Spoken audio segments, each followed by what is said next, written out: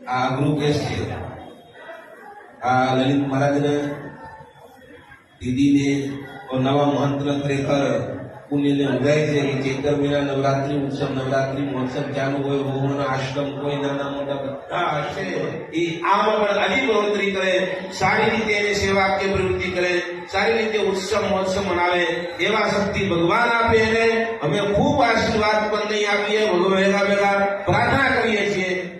અનેક પ્રકારથી ધાર્મિક આયોજન કરીને સત્સંગ કરીને કથા પ્રવચનની માધ્યમથી પૂજા સેવાની માધ્યમથી આવતા જતા અતિથિઓની સન્માન કરીને આ જે દેવની ધર્મશાળા પ્રસિદ્ધ એક આશ્રમ છે. ધર્મશાળા એટલે નામ હર હર મહાદેવ.